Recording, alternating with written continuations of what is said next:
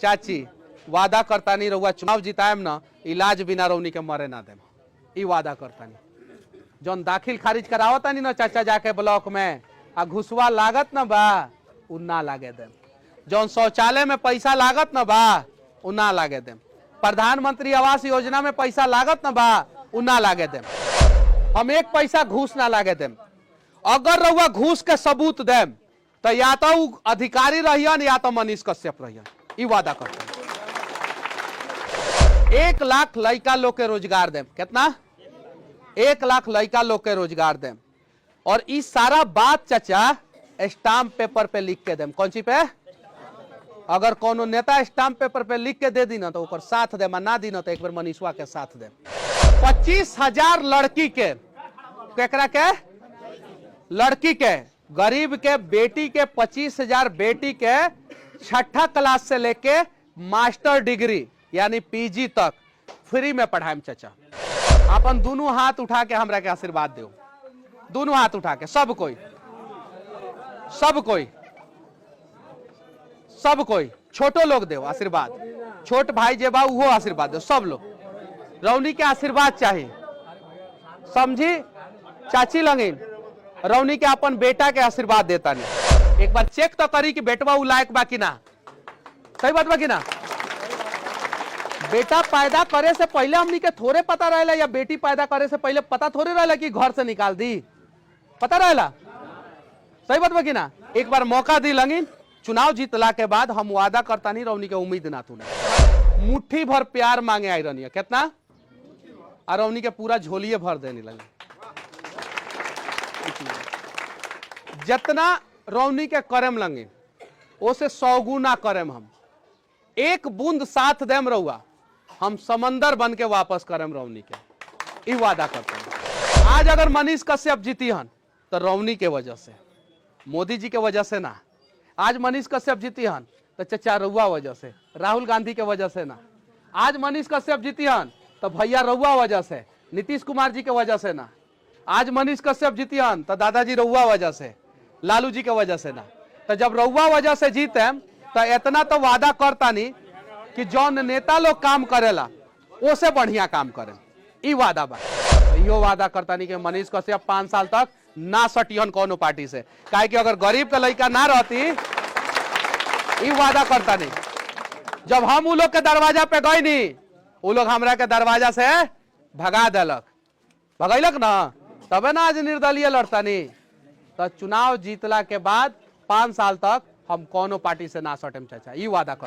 पूरा बिहार में सबसे ज्यादा चर्चा पश्चिमी चंपारण लोकसभा क्षेत्र के हुई और वहां के जो सांसद मनीष कश्यप रहियन इनकर हुई, पूरा भारत में हुई। लोकसभा के चुनाव लड़ता नहीं, हम आदमी अच्छा है कि खराब है? ठीक बा, अच्छा आदमी बहुत सारा होला लेकिन ओकरा अंदर चुनाव लड़े के काबिलियत ना होला। जैसे डॉक्टर के बा तो वो अच्छा बा लेकिन वो चुनाव नहीं के लड़त, प्रोफेसर बा तो अच्छा बा चुनाव नहीं के लड़त, मंदिर के पुजारी बा अच्छा बा चुनाव नहीं के लड़त। हमरा चुनाव लड़े के चाहिए कि ना लड़े के चाहिए? चलिए ठीक बा, आज रौनी के सवाल ना पूछम लगिन, हम सवाल पूछेम। चूंकि ऐसे सवाल पूछेम कि हम केहू के बुलौले नहीं की, ओकरा बावजूद रौनी के यहाँ आयल बानी लगे, आ केहू के पतो ना रखा कि गांव में हम आवे वाला बानी। आधा घंटा पहले रौनी के पता चलल बा बहुत सारा बहन लोग, भाभी जी लोग, माँ लोग यहाँ बैठल बाटे, दादी लोग बैठल बा ना, यहाँ आधा से अधिक गार्जियन लोग बाटे। हमरा काहे चुनाव लड़े के चाहिए ई बताई लगिन, केहू एक आदमी कम से कम बताओ कि काहे हमरा चुनाव लड़े के चाहिए। चूंकि भारत के सबसे बड़का चुनाव लोकसभा के, ऐसे बड़का चुनाव कोनो ना है। देखिए चाची लोगों ने पीछे खड़ा होकर सुना था, तो केहू भी एक आदमी होशियार आदमी या जे भी हो को वो बताओ कि मनीष कश्यप के काहे चुनाव लड़े चाहिए। एक आदमी केहू बताओ, कौची हम बानी ना वो लायक, हम बानी वो लायक तो एक मंदिर में बानी, ठीक बा, रौनी के बीच में बानी। हम वादा करता नहीं कि चुनाव जीतला के बाद रौनी के हाथ ना छोड़े, ई वादा करता नहीं, रौनी के साथ ना छोड़े लगे ना तो रौनी के हमरा के आगे बढ़ा देम लगे। मनीष बबुआ लड़ा ना, मनीष बबुआ लड़ा ना। आगे जब हम बॉर्डर पे जाएं तो पीछे देखें तो हमारा पीछे तो केहू हला ही नहीं के। चुनाव के माहौल सुनी, चुनाव के माहौल चुनाव से 5 दिन पहले बदलल शुरू होला। सही बात बा कि ना? खूब पैसा खर्च कइल जाला, खूब। अब पैसा खर्च कइल जाला, हर पंचायत में हर गांव में 2 गो दलाल के ढूंढल जाला, ठीक बा। आ उ माहौल बदलल शुरू करे, दारू पे, पैसा पे, मुर्गा पे, खसी पे, बकरी पे, मछली पे। सही बात बा कि ना? रौनी के बदलेम लगी ना ना, हमू ना बदलेम, ई वादा करता नहीं। हमर खपड़ा के घर बा, महानवा डुमरी घर है। 9 महीना जेल के सजा कटले बानी। पूरा भीषण गर्मी के बीच में हम एगो रूम में बंद रहनी। तमिलनाडु में सजा काट के आयल बानी। काहे काट के आयल बानी रौनी के सब कोई के पता बा। ना आपकी दाव हमनी के दलित बने के बा, ना पिछड़ा बने के बा, ना अति पिछड़ा, ना स्वर्ण। हमनी के एगो बिहारी बने के बा आपकी दाव। ना हिंदू बने के बा, ना मुसलमान बने के बा। हमनी के आपकी दाव इंसान बने के बा। अगर भरोसा बा तो रौनी के एक बार हमरा के मौका दिलंगे। अगर रौनी के काम, मोदी जी के योजना अगर रौनी के फ्री ऑफ कॉस्ट या मिलता और रौनी के कोनो समस्या के समाधान मोदी जी यहाँ आके करतानी तो मोदी जी के नाम पे जकरा के वोट देवे के बाद दिलंगे। अगर मोदी जी आके रौनी के समस्या के समाधान नहीं करत तो एक बार हमरा के मौका दिलंगे। हम रौनी के सारा समस्या के समाधान जौन जेन्युइन होखी। अब ई ना कि भाई के कपार फाड़ के आ जाए मैं कहम कि मनीष भैया केस कर दिले बटे हमरा के बचा ली, ना ना, ओ में ना। राउर आधार कार्ड में दिक्कत हुई, पैन कार्ड में दिक्कत हुई, राशन कार्ड में दिक्कत हुई, खाता खेसरा में दिक्कत हुई, रौनी के दाखिल खारिज में दिक्कत हुई, रौनी के ब्लॉक में दिक्कत हुई, रौनी के अंचल में दिक्कत हुई, रौनी के जिला में दिक्कत हुई, हम समस्या के समाधान करे के प्रयास करें। ई वादा कर, इहो वादा करतानी कि जे भूमिहीन हो की, जकरा लेगे थोड़ा भी जमीन ना हो की, सरकार के नियम के अनुसार जितना जमीन देवे के होई उतना फ्री ऑफ कॉस्ट दिलवावे के कोशिश करें। इहो वादा करतानी कि चाची रउआ अस्पताल में जाए तो डॉक्टर से पहले मनीष कश्यप के आदमी वहां मिली जौन राउर अस्पताल में फ्री ऑफ कॉस्ट ईमानदारी से इलाज करवाई। ई वादा करतानी जितना भी सरकारी अस्पताल रही वहां कम से कम 10 गो मनीष कश्यप के आदमी खड़ा रही जौन गरीब जौन बाटे न अस्पताल में जाके ढट ढिमलात रहेला कि मदद करेला ना रहेला, ओकर फार्म भरे से लेके ओकर इलाज करावे से लेके और ओकरा के वहां से डिस्चार्ज करे तक, घरे पहुंचावे तक जिम्मेवारी मनीष कश्यप की। ई वादा करते हैं। चाची मान ली कि धोखा दे देम हम 5 साल बाद, हम धोखा 5 साल में धोखा दे देम जीतला के बाद, तो इतना दिन से तो रौनी के धोखे न मिलता। तो हमरा एक बार धोखा दे देला से रौनी के का बिगड़ जाए? कुछ ना बिगड़े। लेकिन अगर साथ दे देम तो सोच ली कितना बदलाव कर देम। अगर साथ देने दे, मंदिर में खड़ा बानी, भगवान चारों तरफ बानी, हमरा भगवान पे बहुत भरोसा है हमरा। चूंकि अगर भगवान पे भरोसा ना रही तो 2 गो सरकार से लड़ के मनीष कश्यप 9 महीना के अंदर जेल से ना निकलता। भरोसा बा। मनीष कश्यप कहलन तो पुल गिरल, गिरल ना। मनीष कश्यप कहलन सरकार गिरल। अब मनीष कश्यप कहतारन कि चंपारण के भाग्य बदली, रौनी के एक बार साथ दिलंग, इन वादा करतनी बदली।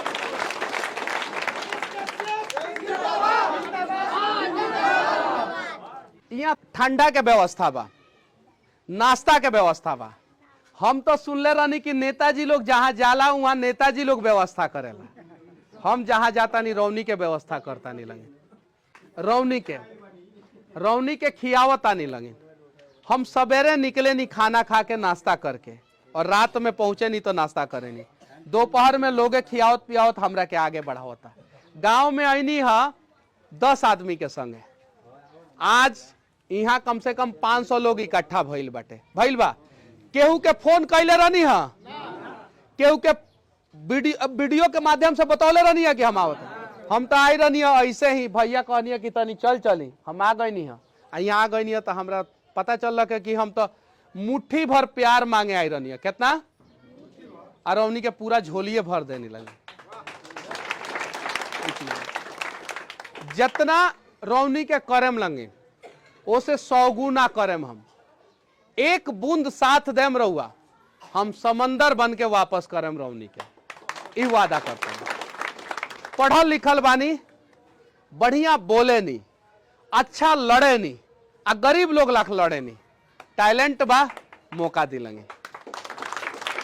एक और बात कहता नहीं, फिर रौनी के पंचायत में चुनाव से पहले हम आयम कि ना आयम, ना ना ना क्षेत्र बड़का बा, हमार बात सुन ली लगिन पहले, आयम कि ना आयम। चूंकि हमरा लगे स्टार प्रचारक नहीं थे लोग, हमरा लगे मोदी जी आके हेलीकॉप्टर से प्रचार ना करे मिया, राहुल गांधी या तेजस्वी यादव जी या नीतीश कुमार जी आके ना करे।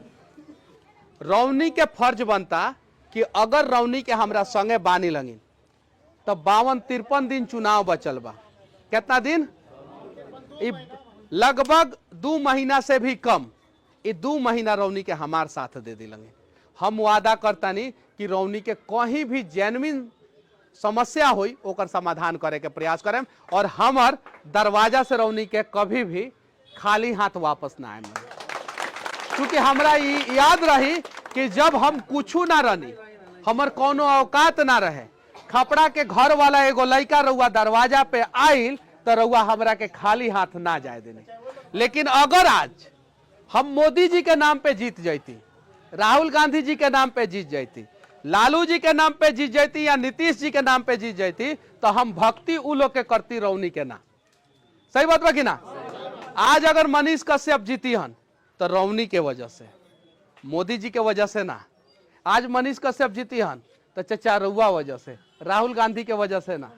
आज मनीष कश्यप जीती हन तो भैया रउआ वजह से, नीतीश कुमार जी के वजह से ना। आज मनीष कश्यप जीती हन तो दादाजी रउआ वजह से, लालू जी के वजह से ना। तो जब रउआ वजह से जीते तो इतना तो वादा करता नहीं कि जौन नेता लोग काम करेला ओसे बढ़िया काम करें, ई वादा बा। हमर राजनीतिक करियर 40 साल बचल बा। कै साल? शुरुआत होता, अभी शुरुआत होता।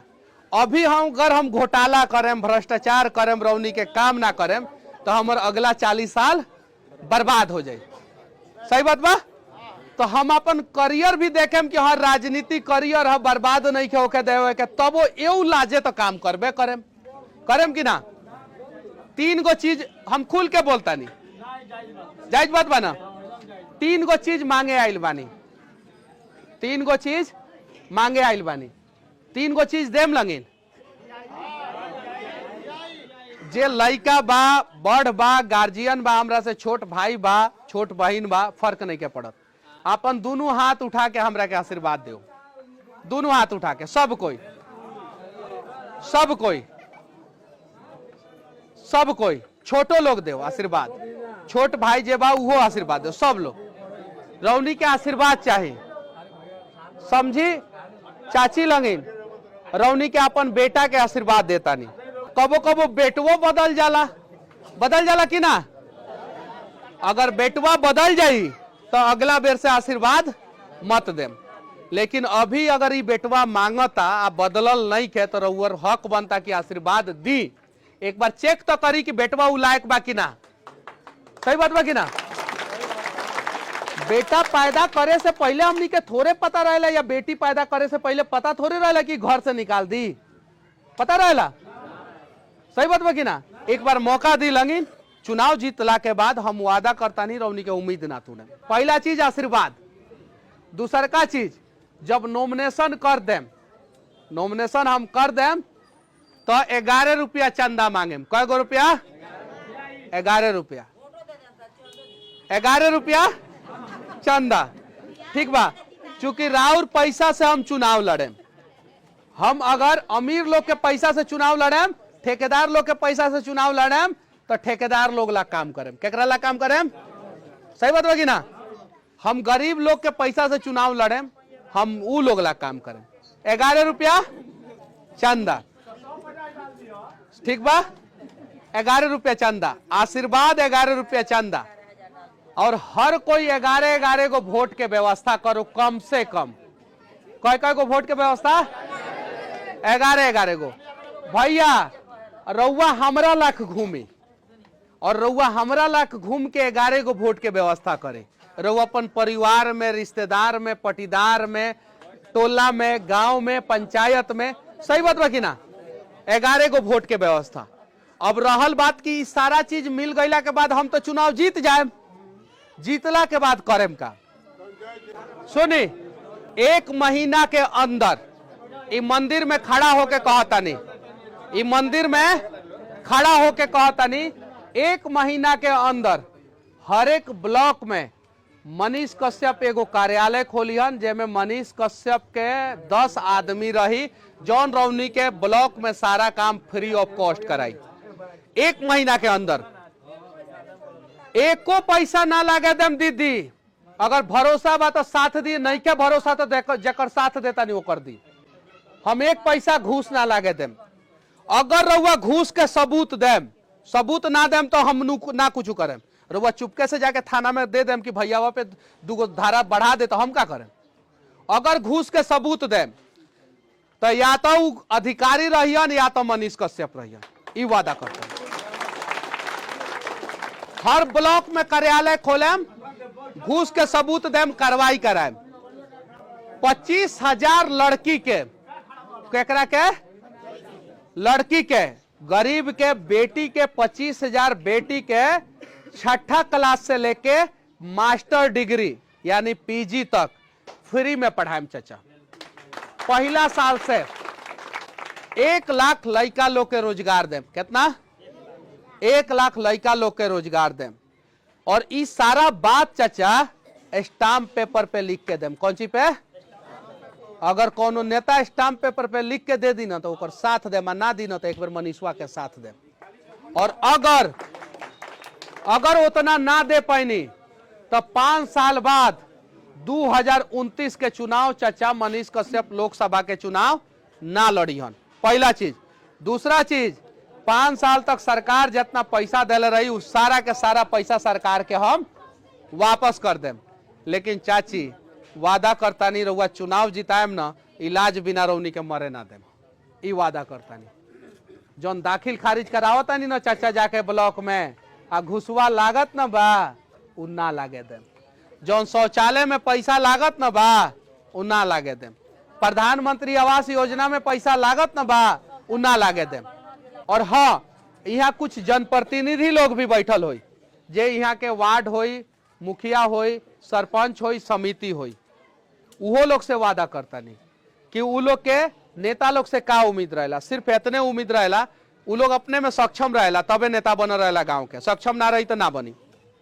उ लोग के इतने उम्मीद रहेला कि गांव में कोनो 2 गो लड़का बीमार भइल बाड़ा संग या कोनो के एक्सीडेंट भइल बा या केहू के समस्या बा, उस समस्या के समाधान नेताजी कर दे। तो अगर गांव के केहू जनप्रतिनिधि अपना गांव के समस्या लेके आई हमरा लेगे और उ जेन्युइन समस्या रही तो ओकर समस्या के समाधान करे।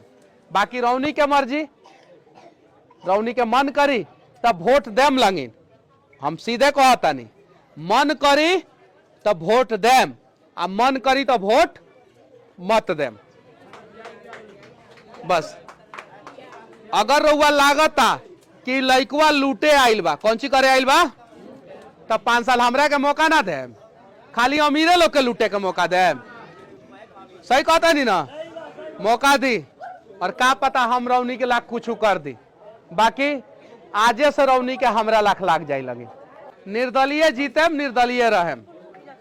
5 साल के बाद फिर डिसाइड हुई। लेकिन 5 साल तक अगर कोनो पार्टी से सट जाम चाचा तो राउर मुद्दा हमर मुद्दा ना रही। फिर पार्टी के बेवजह जयकारा करे के पड़ी कि ना करे के पड़ी। अब पार्टी अगर गलतियों करी तो ओकर निंदा ना करे के पड़ी, चुपचाप रहे के पड़ी। गलतियों करी तो 5 साल रउआ वजह से चुनाव जीतेम और 5 साल के अंदर कोनो भी पार्टी से ना सटेम। काहे कि सटे के तो प्रयास कैनी, गरीब के लइका रहनी कोनो पार्टी सटैलक ना। तो इहो वादा करता नहीं कि मनीष कश्यप 5 साल तक ना सटियन कोनो पार्टी से। काहे कि अगर गरीब के लइका ना रहती, ई वादा करता नहीं। जब हम उ लोग के दरवाजा पे गए नी, उ लोग हमरा के दरवाजा से भगा देलक, भगैलक ना, तबे ना आज निर्दलीय लड़ता नहीं। तो चुनाव जीतला के बाद 5 साल तक हम कोनो पार्टी से ना सटेम चाचा, ये वादा करते हैं। 5 साल तक हम कोनो पार्टी से ना मिले, ये वादा करता नहीं कि पूरा बिहार में सबसे ज्यादा चर्चा पश्चिमी चंपारण लोकसभा क्षेत्र के हुई और वहां के जो सांसद मनीष कश्यप रहियन इनकर हुई पूरा भारत में हुई। अब बिना मिलले काम करें।